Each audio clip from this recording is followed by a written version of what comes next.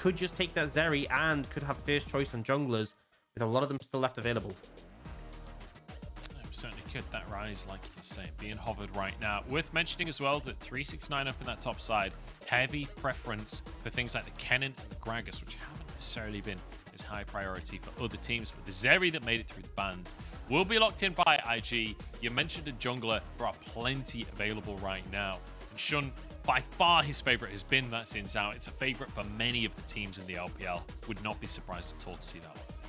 Honestly, could go in the Hecarim direction as well if they really wanted, but actually going for the Twisted Fate, something we saw heavily banned at the start of the split, a bit less so at the moment, a bit lower priority, but still ability to contest wave priority and match the roaming of the Ryze really important. Now JDG, you're kind of forced to take AD carry here because with Caitlyn, Jinx banned and Zeri taken, Aphelios kind of stands out as the last big AD carry, so it's now or it would get banned. And then I expect we could probably see a jungler come in, but could also go in that direction to support. Nautilus is a great answer to Zeri because of that point and click ultimate, right? That movement speed she gets is irrelevant when she has no way of really outplaying the Nautilus ult. Now for IG, you have options. You could go for a support to match that. Leona is often what people pick into it. You could have gone for a jungler, but I think in this position, right, you pick the Leona and then you have first choice coming out of the second ban phase on junglers. So if JDG want to focus ban them, right, you are still going to ensure that you get your pick of whatever is left over. So that Leona that you talked about will finally be locked in. We'll see if the jungle bans do come on through, because it's worth mentioning that Nidalee ban already in place, right? Because both Xun and Kanavi known for their Nidalee play. Coincidentally, also Kindred could be an option there. Not exactly meta, but both junglers do like that one. Sion gonna be the ban though, trying to get some tanks away from 369. Honestly, I feel like JDG could ban junglers here, but given that IG will have priority on it, and given there's so many open available, banning tops probably makes more sense, right? There's nothing you can do to stop Xun from getting a good jungle pick, but by leaving more open available, it means there's probably going to be an answer for you that you're comfortable with it. So for the time being, IG ban away that Sion. We'll see if they follow on with another top lane ban in this situation or go for a different direction. They're going to go for the grave. So picking these sort of safe top laners that you would feel comfortable blinding and just weathering the storm definitely makes me think that they have something up the sleeve that they're ready to bring out to allow you to just apply a ton of pressure in that matchup. Now JDG, if there is a jungler that you're really concerned about, now could be the time, but instead they will just ban away the J. So IG, if there's a top laner that stands out, now is the time. Otherwise you just take your choice of these junglers. Yeah, and that Xin Zhao that we talked about before, still available. It's been Xun's favorite. It's been the old faithful for the team. I will say, they've played 9 games this Xin Zhao. They have a 33% win rate. It's not actually that successful for them as a team, but definitely something that they like going for. IG also overall have a 33% series win rate. So, you know, it's kind of par for the course. We quickly see 369 lock in the Kennen, and then it looks like the Viego will follow. So again, so many junglers open that I feel like Kanavi's always going to have something he's comfortable on. A lot of team fighting power in that Kennen, and also the reset capabilities post 6 for the Viego. And now we got to see what Zika's going to pull out in the top lane. There's still Graves available, which kind of stands out for me as being a really powerful scaling pick. And again, when you have the likes of a TF in the mid lane, it's not the highest damage mid laner. A lot of setup, right? And picking up this Graves in the top lane means you have that DPS to follow through in those fights. Zika certainly knows how to use that one as well, but this Kennen has been the staple pick for 369 across the course of this split. He has 7 games played on the Kennen, a 71.4% win rate as well. So excited to see him bringing out this, what's quickly becoming a signature pick for him this year. See whether he can keep making things happen with that. But both of these mid laners, excitingly, going for global mids, right? Nothing's going to happen in that mid lane individually. It's going to be all about getting out into those side lanes and trying to get either your top lane or your bottom lane ahead. You know, I expected this to be an action-packed series. I expected to see constant fighting, and this is kind of set up for it, right? 2 heavy skirmishing junglers, 2 roaming mids, and then a lot of scaling elements in the side lanes for them to play towards. I do feel like IG can be pretty happy what they came in here, right? The Zeri extremely powerful, but when you look at the other side, JDG, they have a lot of point-and-click tools in the Ryze and the Nautilus. The Kennen ult as well definitely can be devastating if it can get on top of the Zeri. I think IG can be comfortable with what they got. And I'm looking, you know, it's all about that mid jungle. Whoever wins that battle of the mid jungle and can spread the advantages should come out ahead in this one. And that's an exciting sentence to say as well, because when you look at these two teams, you've got, you know, Kanavi and Yagao stepping up on one side, which is very much the story of veterancy there. On the other side, you've got Xin and Yuekai. Xin, obviously, with a year or two under his belt at this point, but Yuekai very fresh coming on in. It's veterans versus these new faces of the LPL and these players that are building reputations for themselves here on the IG roster. See if they can continue that story. It's JDG versus IG, and I'm hoping that this is going to be just as action-packed as every series we see from these two teams. I'm anticipating that this could be a bit of a brawl. I think so too. And actually, something I'm going to comment on kind of interesting is we have the exhaust coming out from Lucas on the Leona. So definitely going to have a lot of value against the Kennen later on. I actually think it's pretty heads up, right? It reduces the power in the 2v2, especially since obviously Hope can just cleanse it. But at dealing with the Kennen, it can make a substantial difference. It generally is a thing that exhaust scales a lot better than Ignite. So kind of an interesting decision there. Zika is just going to find 369, force him away, get some vision down. That is super important. Oh, actually, he's going to bit of an invade come in. Late invade from IG. This is what we wanted. Pure action from the word go. Yuekai forced to flash. Was ignited there by missing. And nobody will go down at the end, but that's exactly what I want. That is what I want more of all game long. Yuekai, though, flash down on Twisted Fate. That's a rough way to start the game. Yeah, especially as how easy it is for a Ryze to set up a gank, right? You literally just flash in, EW, that's the route. So easy for Kanavi to follow up and get a kill. I expect to see a potential early gank there. And the thing is, we've seen a lot of teams do this where they 3-man late invade to get some vision down in the enemy sort of jungle entrances. You can see that Kanavi's already cleared over that ward. By doing it late, it means that you kind of secure the vision. And also, Kanavi has to clear it while he is... Great hook from Missing there. Hope will be able to get a couple of hits in onto Wink. And Missing happy to trade his life for that of the enemy AD carry. Yeah, a lot of damage traded there, but both sides have a fair amount of health potions in this situation. The thing is, Missing has to be careful for two reasons. One, has the Glacial Augment, right? Great for locking targets down, but far squishier than the Leona with the Aftershock. So if he does overstay in that situation, Leona's stun cooldown is 5 seconds. Obviously, didn't have it available there at level 1, but it does get precarious. Now, Kanavi, no sweeper available, will walk over a ward, so will be spotted out by IG, and I think he senses the way they're backing off, that they know where he is. Yeah, I mean, when they just leg it out of the lane like that, I feel like Kanavi knows that this gank ain't happening anytime soon. But still, able to zone away from a bit of CS down in that bottom side. And crucially, Yuekai had to head back to base. Yagao doing a really good job of punishing in that mid lane. So both mid laners will return. So we have an invade coming out from Xin. Kanavi happy to go for the 1v1, but I'm not sure that he should be happy for this 1v1. Down to half his HP. Xin still feeling strong on this one, but Yuekai nowhere to be seen yet, and a hook in the bottom side as well, as Hope goes for the Q with that Severum, has the Crescendum as well, and getting some good little auto resets out there with this Q.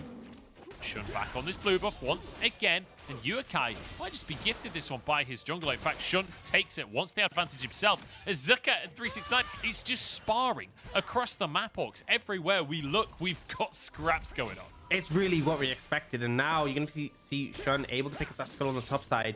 This kind of came from Kanavi's attempt at a gank bot lane. Often goes with some creative pathing where you can find those angles. So instead of doing what Xin did and just pathing up towards the top side, he did 3 camps bot, looped round to try and look for a gank, didn't find it, and then beeline straight for his blue buff. And at first, Yagao had priority, so he was able to move and help, but eventually Yuekai could match the wave. Xin didn't overcommit, and then when the TF joined in, they're able to steal away that blue. So that is the cost for just Kanavi showing his face bot lane, as he ends up losing his blue buff. It's not like a super massive advantage right now, but I'm glad to see that Xin is punishing this pathing out from Kanavi. And Xin has been a very intelligent jungler as well. I've been impressed by Xin consistently. And when you think back to last year, you know, it was kind of the story of Xin being Rookie's little brother. Obviously not really, but the way that they played, right? It was like Rookie was constantly playing towards Xin to make sure he was set up for success. And it feels like this year, Xin has grown up a bit. He's flown the nest now. Rookie has left him, but feels like he's a strong, independent jungler now. That's willing to make these plays, that's willing to be aggressive, and that can find these advantages for himself. And I feel like particularly in a game like this, up against a player like Kanavi with a TF on your team, you have to be doing so and finding any angle possible. Now, we find a bit of an all in here. Side. Yeah, missing low on HP, but we'll get the heal down. A nice double graviton, but the Calibrum, sorry, goes slightly wide. Kanavi spotted on a ward here. The Xun will try and finish his Gromp before this fight kicks off. Able to do so. Kanavi down on the bottom side, but Yagao's here too. Forget the level 6s. Ryze also just has feet. And it's going to be Lucas locked up to start this one off. There's first blood, missing low on HP. Xun flashes to try and finish him off, but he can't quite get the kill. And in the meantime, Zeri goes down. Xun now alone under the tower. Can JDG actually dive this though? Missing and Yagao, 1 HP each. Kanavi goes under the tower, and now the Destiny coming on through. It's a disaster for JDG. Stun through onto missing. Yuekai finishes that kill. Kanavi might just walk away with his life here, but Yuekai wants to find another gold card. Won't happen. And only one of JDG went down there. I'm actually amazed. They got away with murder there, let's be real. And I feel like one of the mistakes was from Lucas. So two things. One, he got out of tower range, right? And secondly, his aftershock wasn't available. So he actually went in for an earlier trade, I believe, here. So I think it's still on cooldown. And then as a result, is a lot squishier. Like, he gets popped so quickly there, and they take no tower hits for it, which is the big thing. Because now they do start to tank the tower. You see how much damage that does there to Yagao. But they only have to tank enough to kill the AD carry. And then Xun tries to find an opportunity. This Twisted Fate ult, I saw this coming down. I'm like, is that an easy double? But in the end, only manages to get one.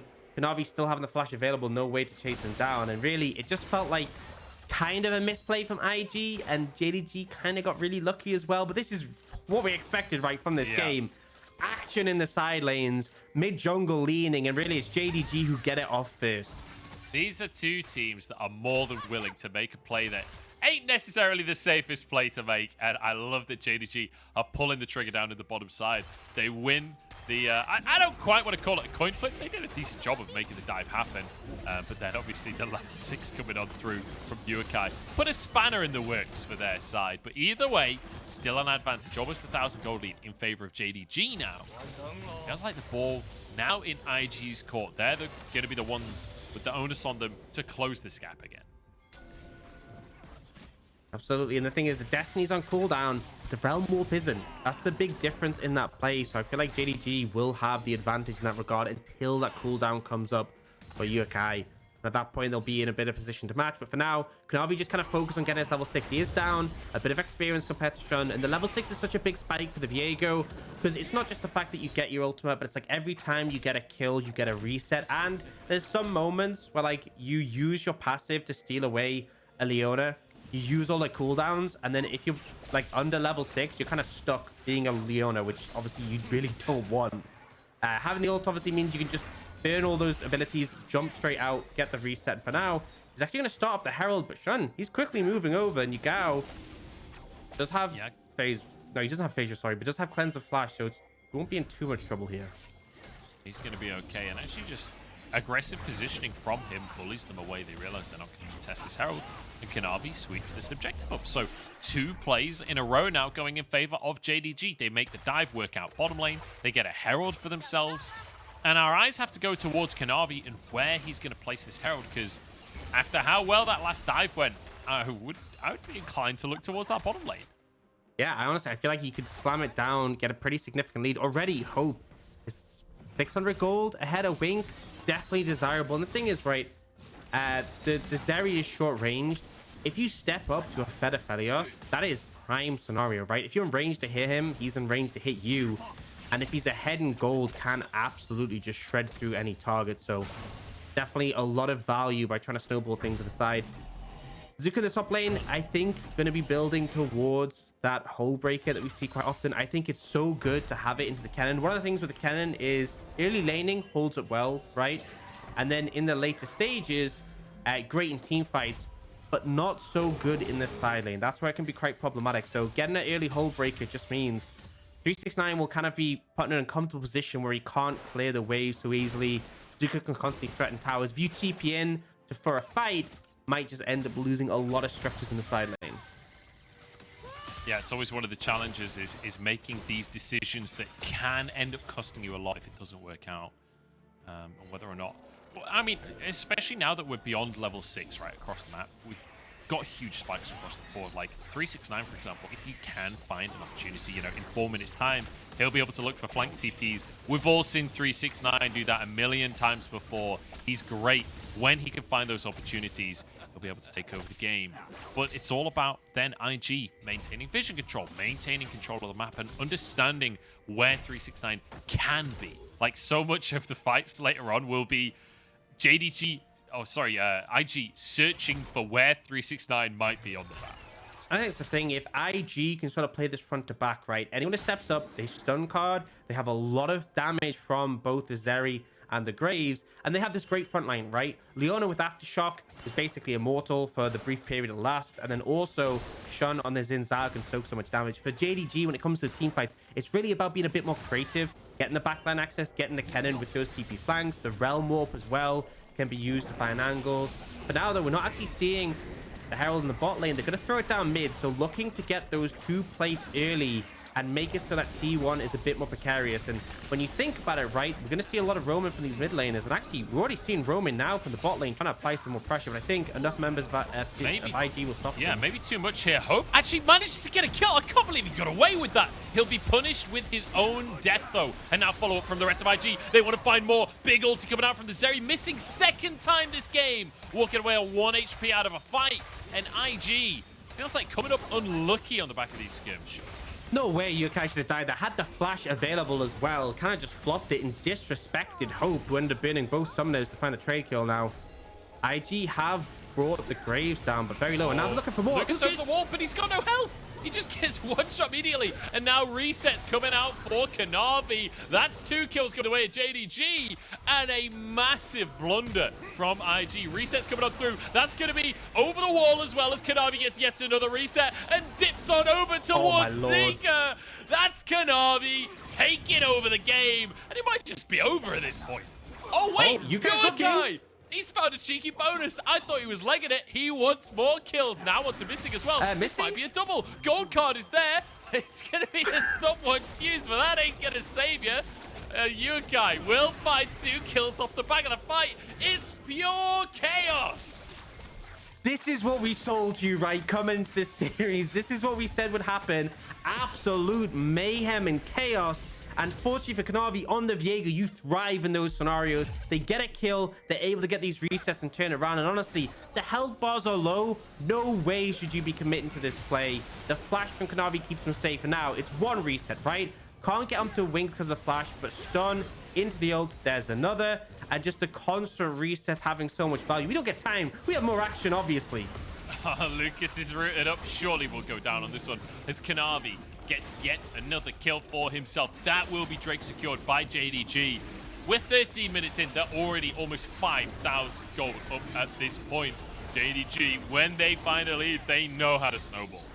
And I mean, a Viego in these scenarios is just thriving. 1,400 gold up in the jungle matchup, and a fed Viego is such a pain to deal with. It's gonna be a monster late in the game. And honestly, what happened as well, because Zika ended up joining the fight and 369 didn't, 369 took 4 plates. You're playing the Graves with the Hull Breaker into the Kennen, and you're the one losing out in terms of these plates. It's an absolute disaster right now for IG. 4,500 gold down. This is a massive lead in favor of JDG. A Drake apiece and Ocean Soul as well. So now IG in the position where they've got to make things happen. And Yuekai, actually the man of the hour so far for his team. 3, 2, and 1. That dive with the realm, with the Destiny, sorry, managing to turn things around and make things a little more even as Wink. 2 plates, and I have to say, I feel a little bad for Wink. First game back in the LPL, he's joined this IG squad to try to turn things around, and straight off of the bat, JDG are just diving him at level 4. Yeah, I don't really feel like you can blame him for that. I don't think we've seen enough to make too much of a statement, but JDG gonna look top lane. Zika in this situation. Oh, trying to clear the wave. It's not gonna happen though. Stunned up under the tower. Kanavi has plenty of damage to finish that one off. And you know, they will trade on the other side of the map, but it is still an advantage for the side of JDG. And actually, that low HP mid tower, they will look to capitalize on that as well. Easy pickup for JDG. 2 towers in pocket already, and with that kill as well, they're just elevating this gold lead more and more. There's already objective bounties down, but it's going to be Kanavi picking up the Herald here, so IG not really going to get any hand in that. It's not for the time being. Kanavi will be able to finish this Herald off. Plenty of opportunity to use that Herald really effectively as well, right? With only the tier 1 remaining on the bottom side of the map for IG. Their second Herald, quite often you see the second Herald just used to finish off a low tier 1 tower, you know, just get that last little bit of gold. It helps you get a little bit more control of the map, but it feels like JDG kind of already have control of the map. They don't necessarily need the Herald for that, which means that they can use it more creatively to try and pressure onto tier 2s, which makes that Herald oh so scary.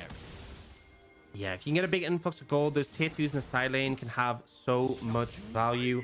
And especially when you have like the Realm Warp available as well. I know that there's the answer with the Destiny from the Twisted Fate.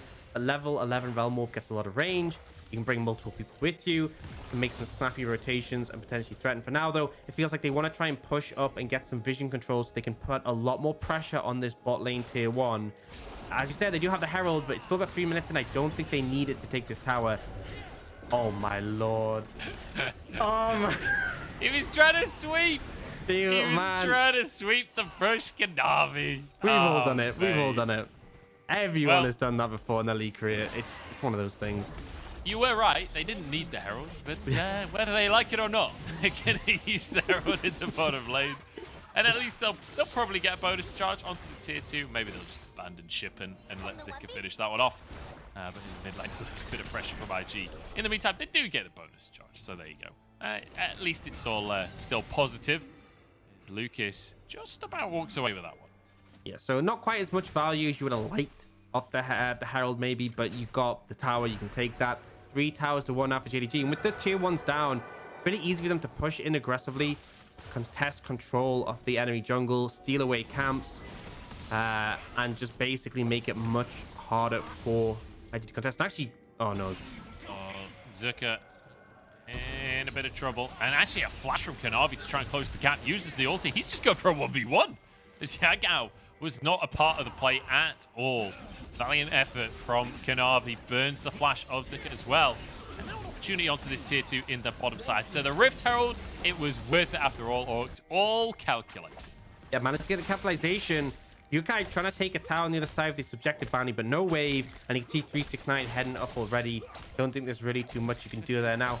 Looking at IG, I think a big spike for the Twisted Fate is that 2 items. When you get the Everfrost Rapid Fire, great setup in terms of landing those stun cards. I think that's a potential window that they could play around. The problem is you see dragons spawning in 30 seconds. Don't think they'll really be able to get that done before then, but Sean and Lucas are actually leaning towards the top side, so maybe sacrificing this 3rd dragon and instead just looking to cash it. Again, objective bounties on the map. You will be trading up in a lot of scenarios if you are the team who's able to pick those up.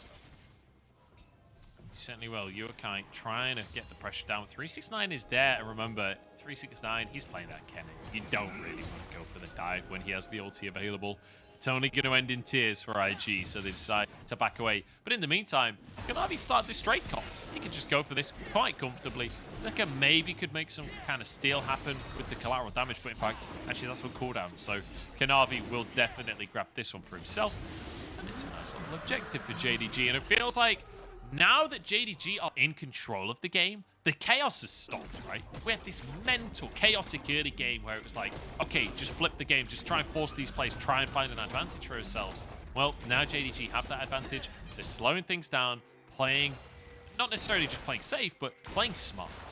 Yeah, I mean, things were chaotic. They came out ahead in that manner, and now just trying to really use that lead to extend it and not go too overzealous. Now, 369 could be in quite a bit of trouble there. There is a rapid fire available. Yeah, it's going to be 369 blasting his ulti on out, but he's in a 2v1. Good damage done.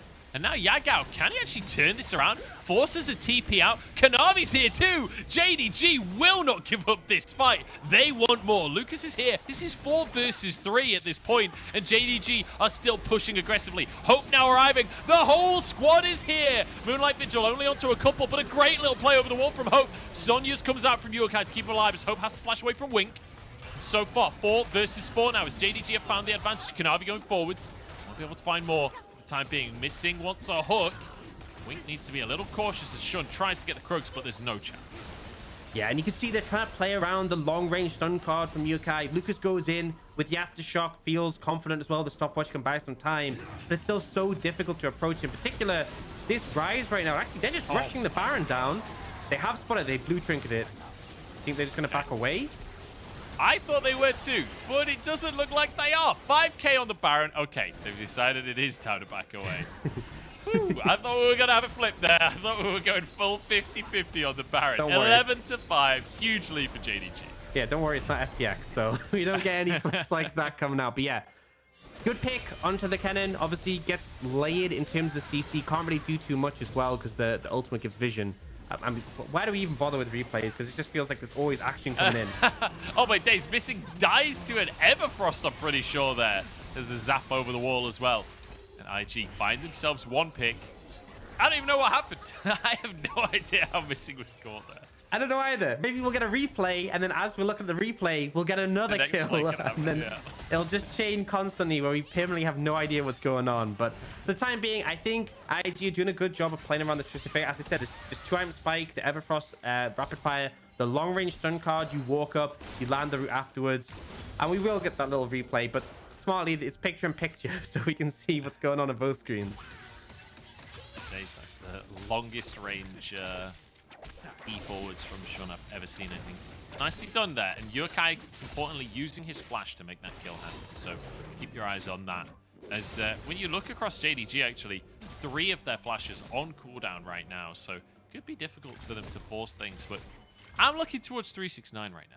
The rest of the team already huge on this one. 369's kind of been chilling in a side lane for a lot of this game. But now teleports are unleashed. You know what this Kennen can do. He's hit 2 items. He's going to one-shot people when it comes to these team fights if he's able to get a good ult. Honestly, you say that, but I feel like as well, Yagao, gone this tank Ryze build, has Merc treads, like, super bulky. It's so hard for IG. Like, anyone who steps up to him kind of just gets, like, you just lose because he's so tanky and bulky and will just lock you down and beat you up. And the thing is, the stun cards, you were seeing them before from Yuekai on the Ryze. Because of the Merc treads, just... it felt like they weren't really taking effect. Like, he just paused his step for a millisecond now. They're just pushing up mid pretty heavily. Yeah, IG just traded the tier 1 in the top side for a tier 2 mid. I'm not sure that's worth it, as Yuekai could be in trouble. Yagao stepping forwards. I don't think they can go for the dive here, but maybe they can get the in-hip tower down to a half, as they're just brute forcing JDG. They're just saying, thanks, IG. If you're not going to contest properly, well, we'll just take everything from you. It's 22 minutes on the clock. The in-hip will not fall, which honestly might actually be a good thing, right? We're at the point in the game where the conversation of are you just funneling gold to the enemy comes into play. Yeah, I mean, they'll get the structures, though. They'll apply a ton of pressure and now can move towards the Dragon area. 40 seconds, so they're going to go for some resets, spend the gold they just acquired, get some more wards for missing. The IG, they saw that objective bounty in the top lane. They were like, we can cash in. And they ended up paying for it pretty heavily. And now, Yagao, frozen heart in pocket. And remember, when you look at this side of IG, their only magic damage, I mean, I know that there's extra magic damage from Zeri. Her ult does a moderate amount, but Yuekai is their AP threat, and his items aren't exactly doing a lot of AP damage, right? So this frozen heart from Yagao, a ton of value here. Yeah, that was actually the next thing I was going to bring up, because it's like, who the hell killed Yagao? Who? I asked. No one. Like, nobody. I mean, even Zika, who is like, we were talking about this in the drafters, he's the guy that's going to bring a bit of extra damage to the team. Well, he's got lethality, which happens to be exactly what Yagao's build hard counters. So it's going to be a tough one if Yagao's in a good position in these fights for anyone on IG to actually deal with him. Yeah, but who knows? You kind of need wing to get a black cleaver, because that will actually... I'm saying that because the Zeri stacks it very quickly, so good at shred armor.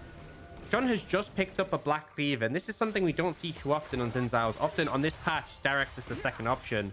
But it appears he is a little bit concerned about the armor and has taken things into his own hands to deal with it at a cost of some of his survivability. And honestly, in this game, I feel like, you know, you're desperately looking for survivability when you consider the damage coming out from the likes of 369, Kanavi, and Hope. And, you know, it's not necessarily the normal build for Xin Zhao, but sometimes you do have to take things into your own hands. There are 10 hands on this team, and he has 2 of them.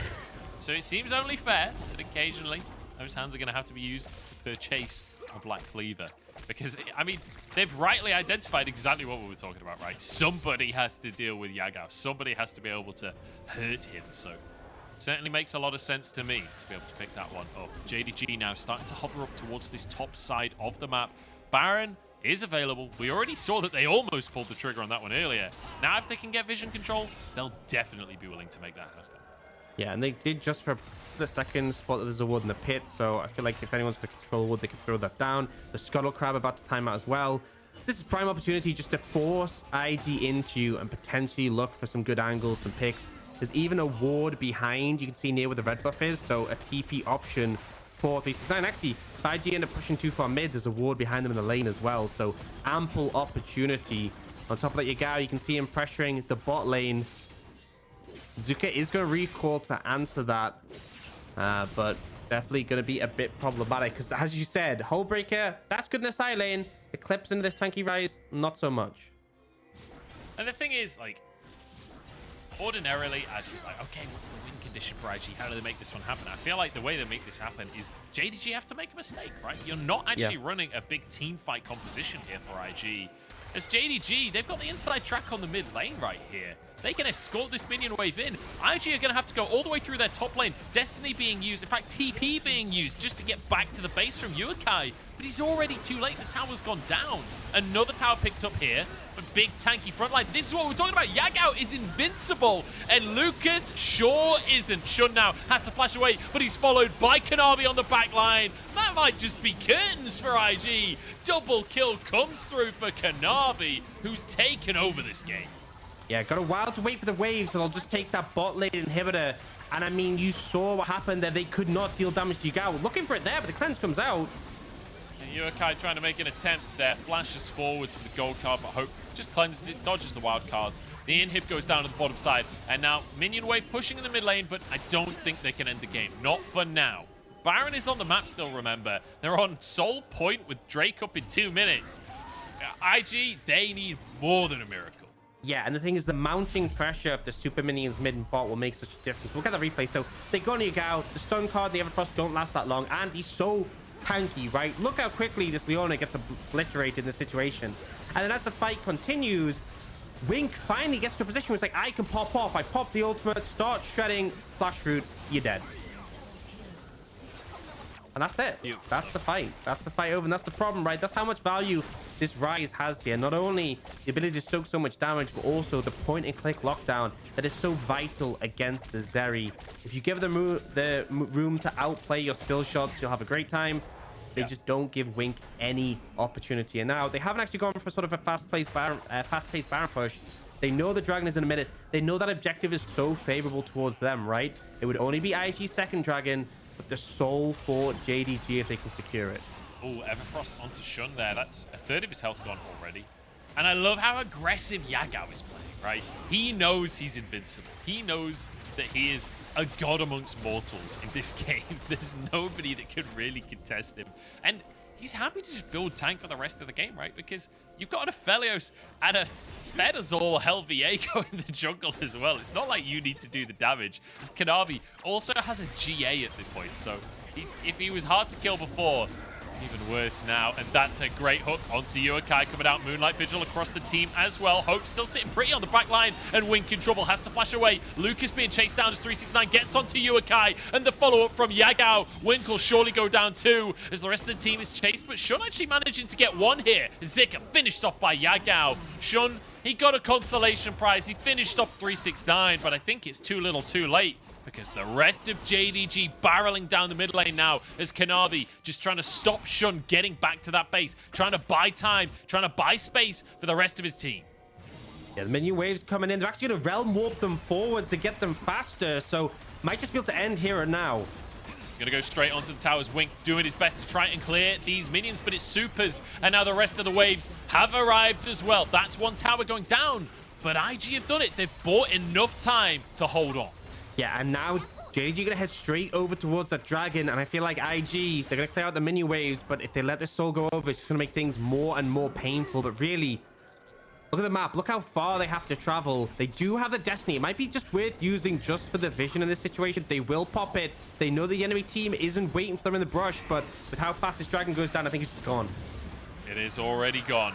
Drake gone down. JDG, Ocean, Soul. on this Ryze We've as been well. talking about how hard to kill this team is, and that with an Ocean Soul? It's not getting any better for IG. Great hook there from Missy. Yeah, and I think I really want to just focus in on Yagao in this situation and how he just walks around the fight completely uncontested. He can just walk forwards on anyone, land a root, and they can't deal with him. Like Zika here, right?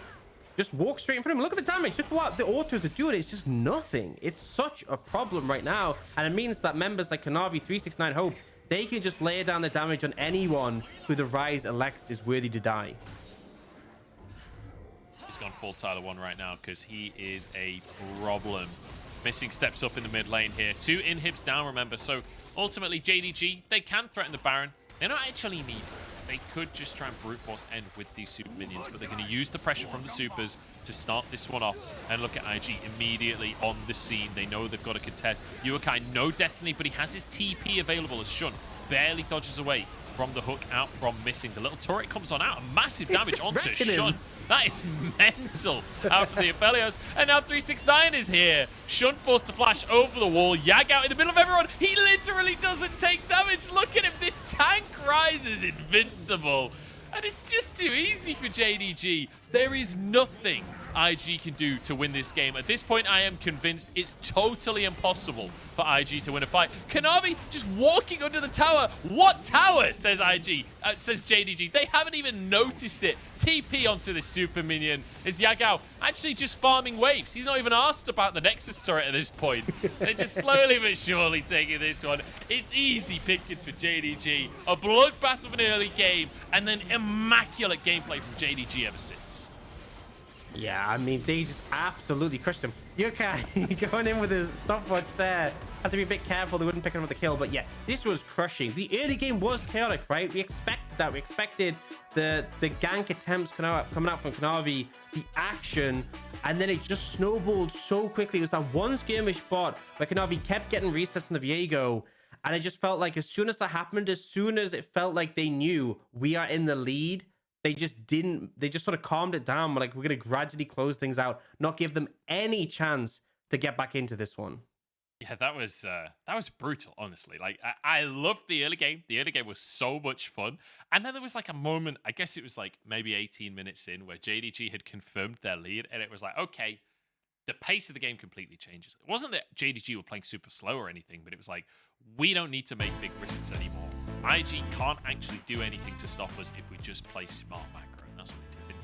And I love that Yagao just walking forwards in the fights, constantly just standing there like, what are you going to do about it, guys? Who's going to kill me? I dare you to step forward.